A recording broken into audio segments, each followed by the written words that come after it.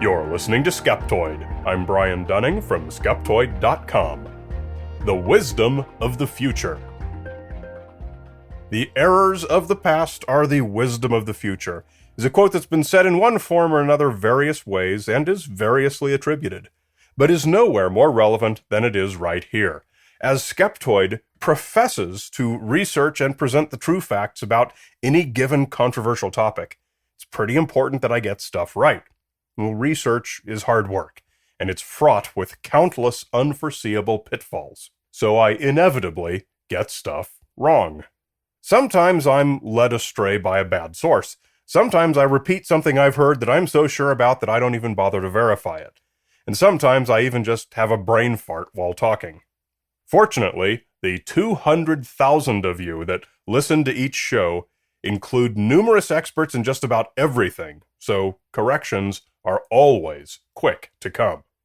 I now present the latest round of corrections to errors that I have made in recent episodes of the show, and rest assured that all of these errors are also noted on the online transcripts.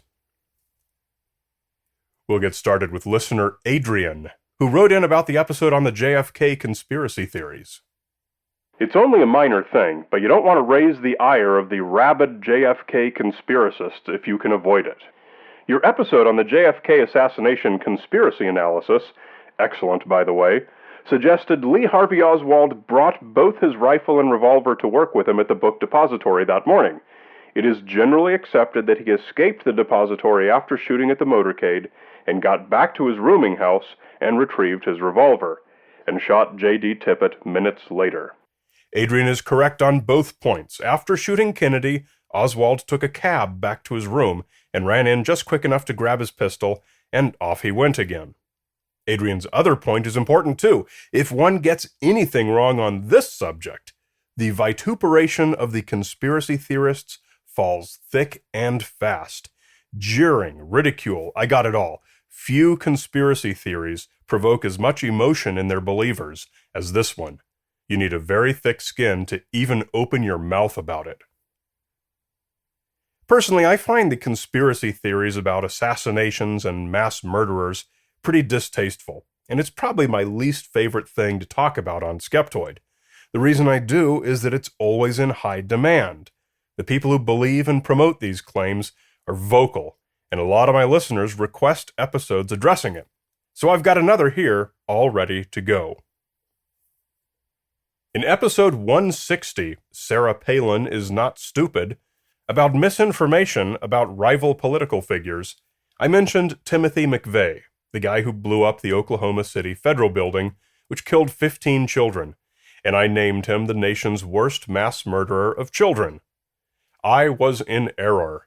Listener Bruce wrote in, I am thrilled to have caught you in need of a correction. I say that with all respect and admiration for your work, but in Bath, Michigan in 1927, there was an equally horrific bombing, which resulted in 39 children's deaths, making Andrew Kehoe America's greatest mass murderer of children. Andrew Kehoe was on the school board, and under cover of his job as a maintenance worker, spent weeks wiring the school's basement with 1,000 pounds of dynamite, all on timers. On the day of the blast, he also blew himself up in his truck full of shrapnel. A quick correction on episode 573 about the claim that Finland doesn't actually exist. At one point I mentioned that Finland can be seen from Northern Europe. As Finland is part of Northern Europe, this would have been a vortex of logic that caused the universe to collapse in on itself and explode like an evaporating black hole. Listener Paul wrote in with a correction to episode 54 about the collapse of the Twin Towers. I commented that blacksmiths melt steel for casting all the time. Well, no they don't. Paul said, Blacksmiths forge iron, they do not cast it. I stand corrected, to the delight of blacksmiths everywhere. They heat steel to soften it for forging, which is a more accurate description of what happened to the Twin Towers' steel trusses than what I said the first time. In episode 575, about episodes whose conclusions surprised me the most, I mentioned plutonium as being the most toxic substance known. I've said this a number of times. so it's probably been in other episodes too. Well, it's one of those bits of pop culture knowledge that I uncritically parroted. Thankfully, listener Hans, who is a nuclear engineer at one of our fine national laboratories, wrote in and said, I am sensitive to such claims given the extensive number of myths attached to nuclear science and technology. The priority list of hazardous substances is a list of substances which are determined to pose the most significant potential threat to human health due to their known or suspected toxicity and potential for human exposure. Plutonium appears at number 120. The myth of extreme plutonium toxicity can be traced to unsubstantiated statements made by Ralph Nader and other anti-nuclear activists of the 1970s. He was challenged by renowned health physicist Dr. Bernard Cohen of the University of Pittsburgh, who offered to ingest the amount of plutonium that Nader considered lethal. And then, importantly, he adds, I have enjoyed your show for years, but I urge you to be careful with offhand claims thought to be common wisdom. Which is exactly one of the things I mentioned at the top of the show. We all do it, and we all need to be more careful. Thanks for the reminder, Hans. And as long as we're talking physics, let's hear from Richard, who explained that he was sitting in his observatory on a cloudy night and thus had time to write.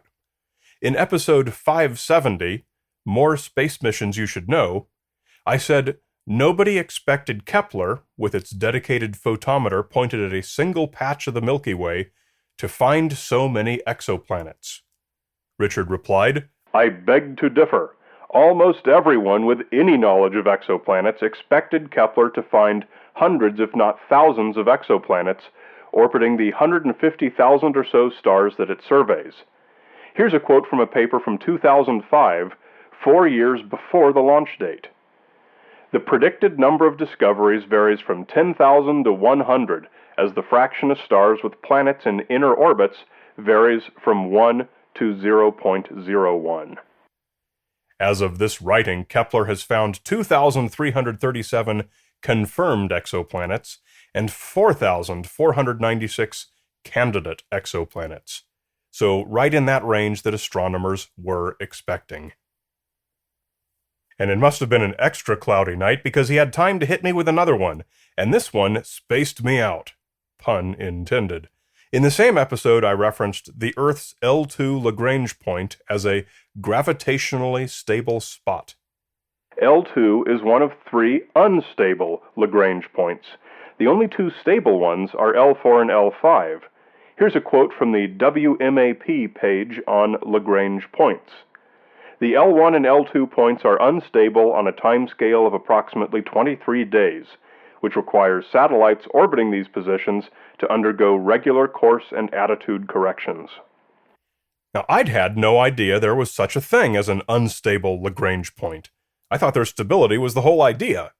He linked to a NASA page that explains everything, and you'll find it in the references in the online transcript for this episode at Skeptoid.com. Guess I have some reading to do.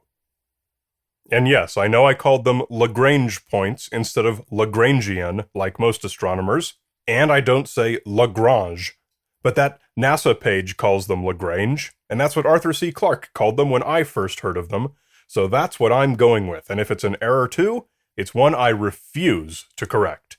Even I have my religion. Episode 378 was a true or false episode about mythical civilizations, and in the entry on Utopia, I cheated and went with Wikipedia.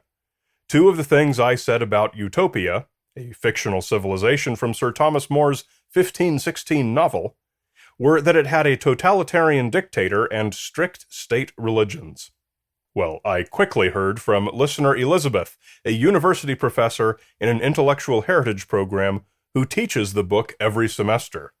She said, in part, first, there actually was freedom of religion in Utopia, and female religious leaders as well. Second, the place is not ruled by a dictator, but instead a very loose network of syphogrants, a made-up term, who are all equal and have no explained legislative or governing power. The rest of your description is accurate.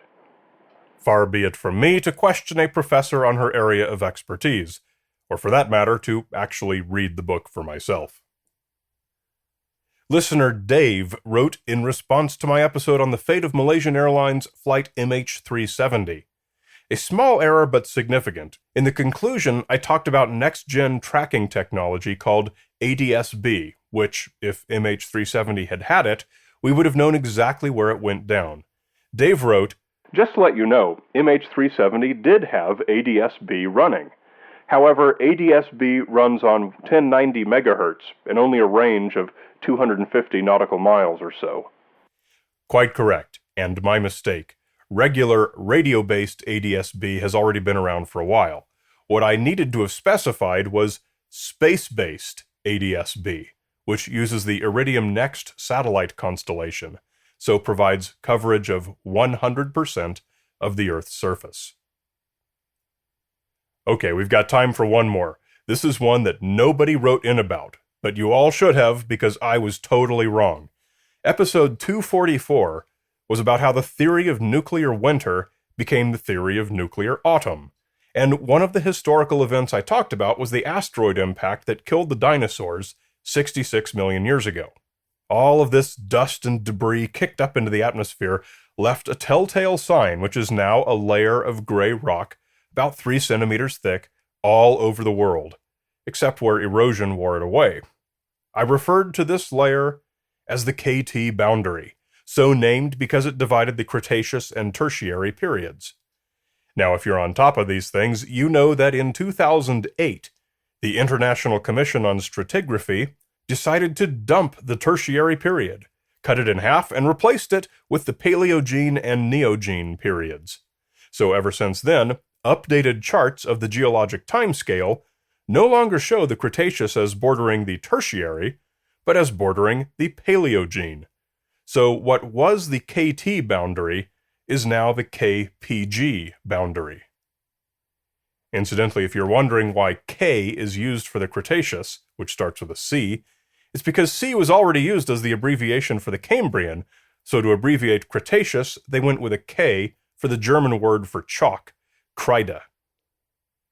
So, don't make me have to catch myself again. If I get anything wrong in an episode, there are some 200,000 of you listening, so pipe up.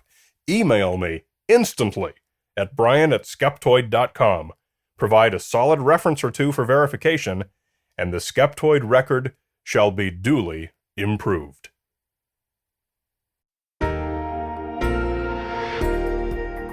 Everyone remember that if you want to print out any episodes from the website, they automatically format into nice shareable PDF documents. Teachers, you can use these in class, and you can also get complimentary premium access to all shows with no ads. Just come to skeptoid.com/teachers, and that's courtesy of the listeners who sponsor the show with their monthly micropayments. Thanks to you guys again, it's huge.